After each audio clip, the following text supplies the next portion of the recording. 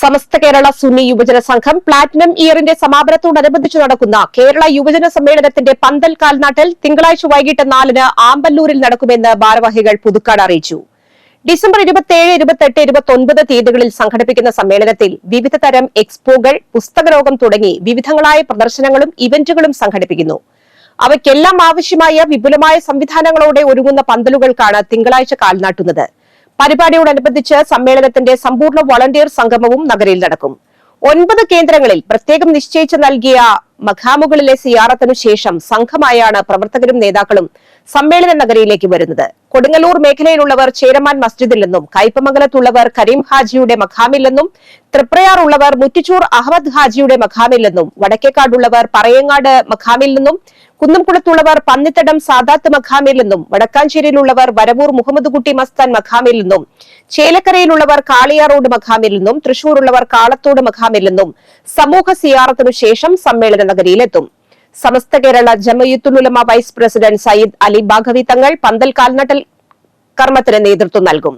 കേരള മുസ്ലിം ജമാഅത്ത് സംസ്ഥാന general secretary Sayyid Ibrahim Khalilul Bukhari നേതൃത്വം നൽകും പ്രാർത്ഥനയ്ക്ക്.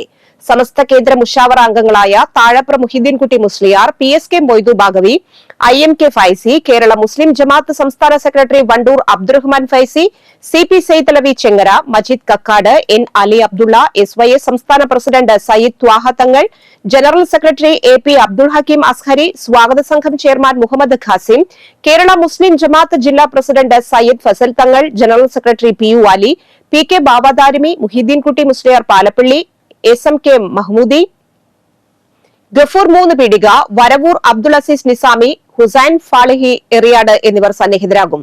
വാർത്താ സമ്മേളനത്തിൽ SYS സംസ്ഥാന സെക്രട്ടറി MM ഇബ്രാഹിം, സംസ്ഥാന സെക്രട്ടറി അബൂബക്കർ പടിക്കൻ, SMA ജില്ലാ president Ashraf Olari, SYS Thrissur zone president Ashraf Salabhi എന്നിവർ പങ്കെടുത്തു. പ്ലാറ്റിനം ഇയറാണ്. 70 വർഷം പൂർത്തിയാകുന്നതിന്റെ ഭാഗമായിട്ട് പ്ലാറ്റിനം ഇയർ സമ്മേളനം ഈ വരുന്ന 27 ഡിസംബർ 27, 28, 29 തൃശ്ശൂരിൽ നടക്കുകയാണ്.